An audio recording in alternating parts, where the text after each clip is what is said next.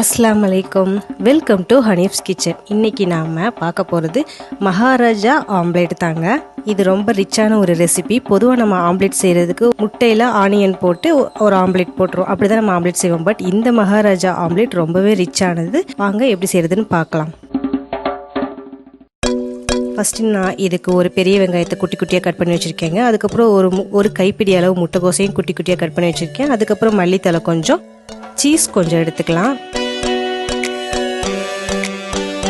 அதுக்கப்புறம் 2 அவிச்ச முட்டையை குட்டி குட்டியாக கட் பண்ணி வச்சுருக்கேங்க. அதுக்கப்புறம் ஒரு பச்சை மிளகாவையும் பொடிசாக கட் பண்ணி வச்சுருக்கேன். அதுக்கப்புறம் ஒரு தக்காளியையும் பொடிசாக கட் பண்ணி வச்சுருக்கேங்க. இஞ்சி பூண்டு 1 டீஸ்பூன் எடுத்திருக்கேன். இப்போ இவ்வளோ தான் நம்ம செய்ய ஸ்டார்ட் பண்ணிடலாம். நான் ஃபஸ்ட் அடுப்பை ஆன் பண்ணி கடாய் வச்சு 2 டீஸ்பூன் ஆயில் ஊற்றிக்கிறேன்.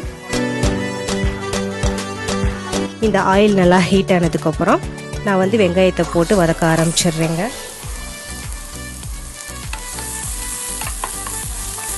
இந்த வெங்காயம் கலர் சேஞ்ச் ஆனதுக்கப்புறம் நம்ம தக்காளியை சேர்த்துக்கலாம். அதோட பச்சை மிளகாவையும் சேர்த்துக்கலாங்க. அதுக்கப்புறம் இஞ்சி பூண்டையும் சேர்த்துக்கலாம். இப்போ இது எல்லாத்தையும் நல்லா மிக்ஸ் பண்ணி வதக்க ஆரம்பிச்சிடலாங்க.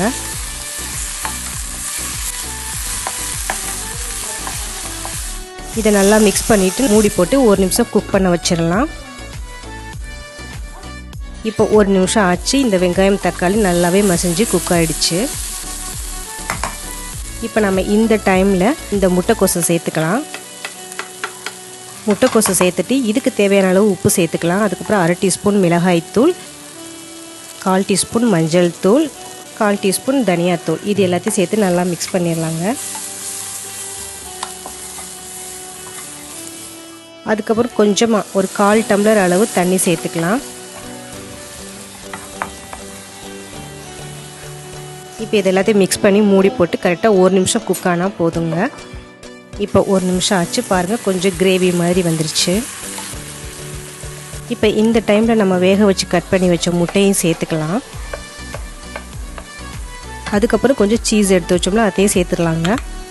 அதுக்கப்புறம் மல்லித்தலையும் சேர்த்துக்கலாம். இப்போ இது எல்லாத்தையும் நல்லா மிக்ஸ் பண்ணிடலாங்க.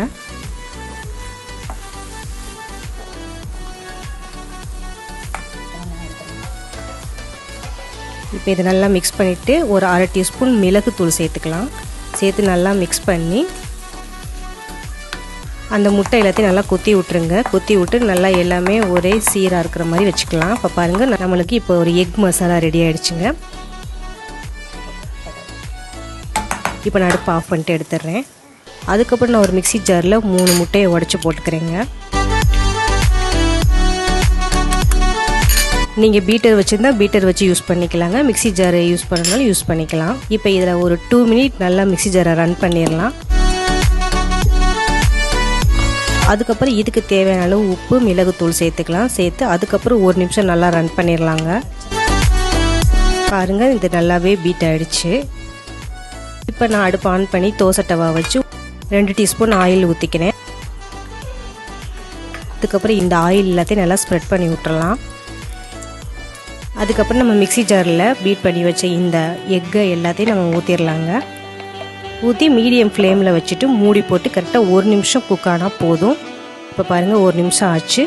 நாம் இப்போ இந்த எக் மசாலாவை எடுத்து இதோட சென்டரில் ஃபுல்லாக வச்சிடலாங்க.